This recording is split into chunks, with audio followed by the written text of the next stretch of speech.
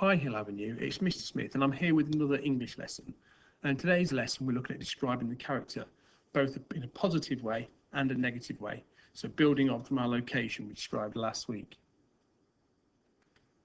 So last week we looked at one location and described it with a positive intent and with a negative intent. And so we thought about the vocab that we were going to use to affect the reader. So words like colourful, imagination, bright, smile, elegant, they're all nice positive words. But on the other hand, we've got mustard, clashing, battle, claustrophobic, squeezed, sharp, all words that have negative connotations. This week we're going to apply that to a character.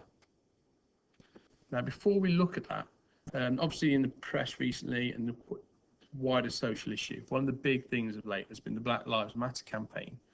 Now, another issue related to race and this idea of intent, a language intent when we're writing, was an issue raised by Raheem Sterling a couple of years ago. And he talked about how the media, when writing about black footballers and their purchase, would use words with a negative connotation. So things like brash, bragging, show off. Okay, where when they would talk about white players buying similar kind of things like cars and houses, they would use the words like rewarded. Okay, and so we do have to think about the language choices we use responsibly. So as I've said, we're going to describe a character both positively and negatively. I want you to use your imagination to describe the character. So I'm not going to say whether it's a boy, whether it's a girl, whether it's male or female. And rather than using the word he, she, I'm going to use the pronoun there, because I'm going to have a rather androgynous character, so one without any particular gender. So the first thing we're going to write about our character is about how the character enters the room, because that first impression counts. And you can tell a lot about a person by the way they move and the way they walk and the way they enter the room, whether they're confident, shy, arrogant, and how they think about themselves. So we're going to be describing the action first of all. So like last week, I've got a word bank or a word box, and you can decide whether those words have a positive intent or a negative intent. So drag them to one side. And also this week, I've added a go the extra mile box, so we can add extra literary skills to deepen the moment, to really grasp the reader, really get them to think how you want them to think. So I'll reveal the word box first.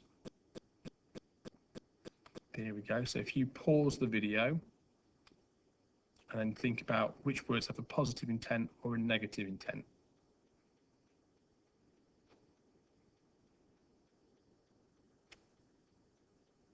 Okay, so you can see how I've adjusted the words. So I've got stalks and prowls, arrogant. They're the most negative words I've got. And in terms of most positive words, confident, gracefully, smoothly, saunter, strolls, ambles, they're all nice positive words. And if you can see how I've changed the sentence from the person walks into the forest, the person strolls through the forest. Now let's improve that by adding an adverb before the word strolls. And let's go for gracefully strolls through the forest. Lovely. Right, so let's have a look at our sentence with a negative intent. So I've got the person strolls through the forest. Well, let's change the word strolls to stalks. That's not very nice. And then if we put arrogantly, arrogant is a trait that is often despised and people don't like. So the person arrogantly, need an ly on the end, stalks through the forest. Now, forest is quite a positive word. It makes me think of rainforest. So I'm going to change that to wood or woods. That's slightly darker. And if we go the extra mile, let's add a simile. So what animals might stalk through the woods? I know. Stalks through the woods like a wolf. Oh, let's make it a little bit further. Hiding its kill from the pack. Now I could also add to describe the movement of the body parts, maybe think about how their legs move and things like that, and how they can move briskly or powerfully or silently. We'll have a look at that a bit later. So now we've looked at our character and they've entered the room, we're now going to look at their face and describe what we can see on their face with more detail. So again, I'm going to have the word bank. I'm going to open it up so you can see all the different words. Pause the video a second and think which words have a positive connotation or a negative connotation.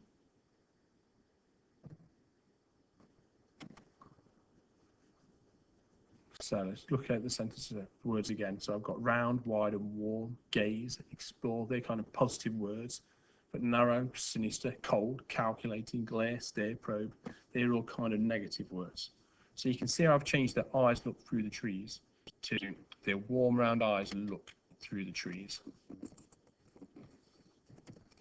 know what, we might change that to leaves. Yeah, that's nicer. Right then, so let's look at the negative sentence. Let's see how we can change that. So I've got the cold, narrow eyes, probe the barren branches. So I've changed the adjectives so they're a little bit more sinister. Now, if we go that extra mile, let's think about that 3 ED sentence. So 3 ED words are 3 adjectives that can describe how the character's feeling at this moment. So I'm going to go enthralled, captured,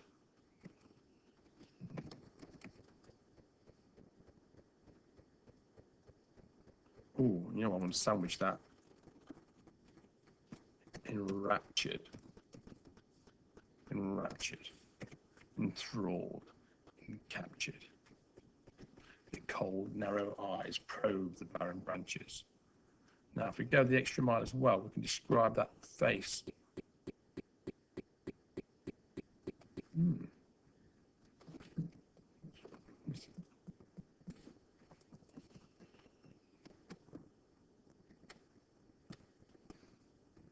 Let's go. So if we go a little bit further, we can describe the other parts of their face as well. So the rose lips smirking, revealing they're too straight, too white teeth. Now, if you remember last week, we said rose was quite a positive word. So let's change that word rose to crimson. So that still means red, but it sounds a little more sinister. Green, so I'm happy with that. So let's move on to our next sentence. So one of the things that's tricky in year 5 and 6, we need to use direct speech to move the character forward. So to develop the plot, it also gives a little bit more information about the character. We can use that to show rather than tell what the character is like.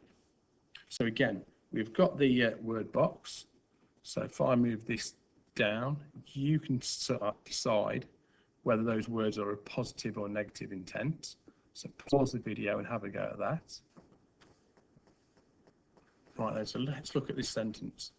I've found it. Now, we can obviously use the words, the adjectives and the verb and the adverb to describe the character. So the gentle, soulful voice, subtly whispered, I found it. So that's quite a nice positive sentence. The gentle, soulful voice, subtly whispered, I found it. So let's look at the negative sentence. The sharp, rasping voice. We need some commas in there, don't we? The sharp, rasping voice, sinisterly declared, I found it. Now, if we change this slightly, we can make us think a little bit more about the character. So rather than saying I have, sorry, I want to put I have, and then I'll put to located, and I'll put located. I've located, and rather it, I want to say one. I've located one. Now, that sounds like someone who's got a high level of education, and I found it. Where this one's taken the time to say it. This sharp, rasping voice, sinisterly declared, I've located one. Okay, so let's have a look at how all that comes together. So let's have a look. So this is my negative intent character. I'd like you to write about the positive intent character as well. So the person arrogantly stalks through the woods like a wolf, keeping its kill from the pack, taking assured, powerful strides, silently, not breaking any branches, not rustling any leaves, enraptured, enthralled, ensnared, their cold, narrow eyes probing the branches, their thin, narrow, too perfect nose twitching, their crimson red lips smirking, revealing their too straight, too white teeth, their sharp, rasping voice pronouncing every sound, sinisterly declared, "I've located one." That certainly seems like a very dark character. I hope you can come up with your good dark character. Hopefully a really nice positive character. Have fun with your writing. See you soon. Stay safe. Mr. Smith.